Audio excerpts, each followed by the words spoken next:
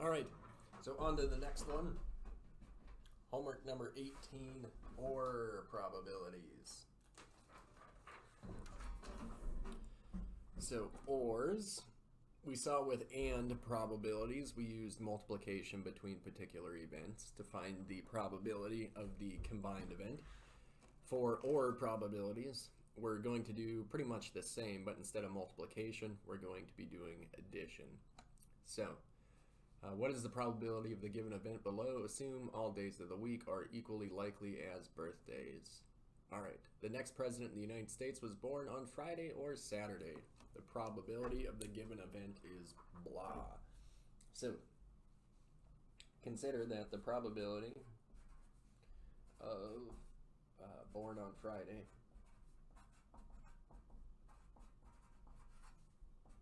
well, the probability of being born on Friday, how many ways is there to be born on Friday? Well, there's one way. You have to be born on Friday. How many possible outcomes are there? Well, you could be born Sunday through Saturday, so there's 7 possible outcomes. So the probability of being born on a Friday is 1 out of 7. And as you might anticipate, probability of born on Saturday is also 1 out of 7. Probability of being born on Friday and Saturday are the same, 1 out of 7. They're 1 day out of the week of 7. And because we want to know the probability of Friday or Saturday,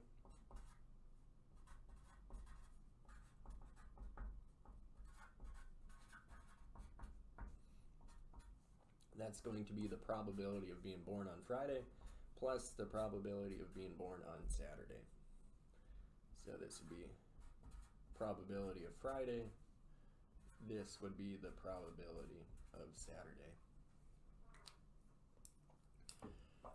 We need common denominators. We do have a common denominator. 1 7 plus 1 more 7 gives you 2 sevenths. So the probability of the given event is 2 out of 7. All right. Single 6-sided die is rolled. Find the probability of rolling an odd number or a number less than 5. Okay. So this is how you want to handle the probabilities: is take your events and handle them piecewise. So find the probability of rolling an odd number. So we'll call that probability of odd. We can even call it odd number.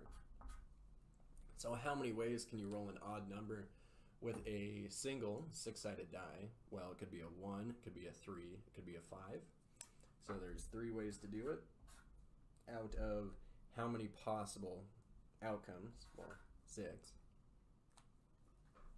There's 6 sides on a die. And the probability of rolling an odd number or a number less than 5. Okay, so we need to look at the probability of rolling a number that's less than 5. It says nothing about being equal to 5, so we will assume you can't equal 5, so to be less than 5. 1, 2, 3, 4. There would be 4 ways to do that out of 6 possible outcomes. So we're going to take these 2 probabilities and add them together. So the probability of odd or less than 5 is 3 out of 6 plus 4 out of 6. And as you can see, there are some issues with this. 3 out of 6 plus 4 out of 6 gives you 7 out of 6. So how could you get a numerator that's bigger than the denominator? Well, consider the fact that we double counted. So consider 1, 2, 3, 4, 5, 6. So these are the possible outcomes. And when we went through and looked at the probability of getting an odd number, we considered 1, we considered 3, we considered 5. There were our 3 choices from the numerator. Probability of getting a number less than 5, well, we considered 1, 2, 3, 4. So recognize something. 1 and 3 were counted twice. So that's where that's why our numerator is greater than our denominator. So we need to subtract something, and what we need to subtract is the overlap.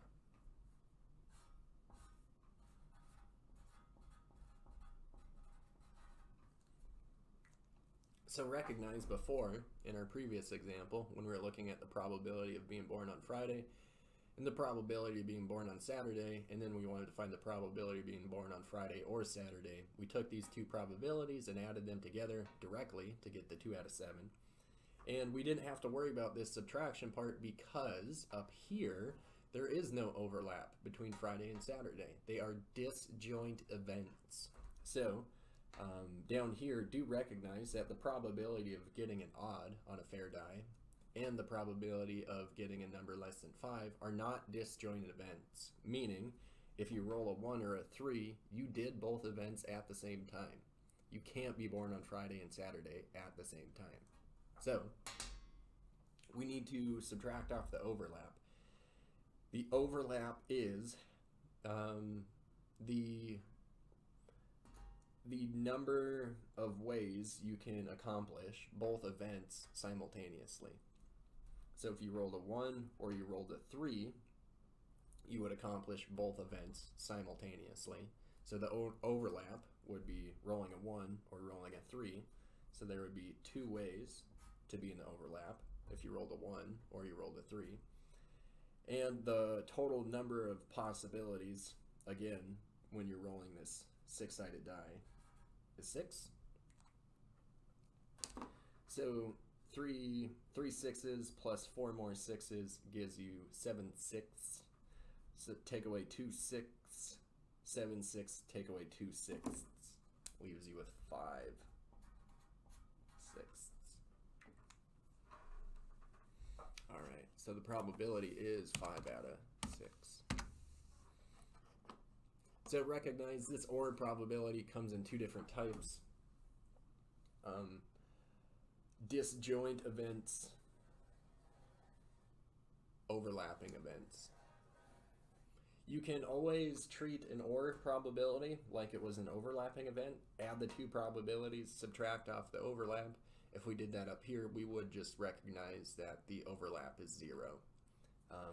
So you can always do this, add the probabilities, subtract off the overlap, and that's kind of the safest way to go about it.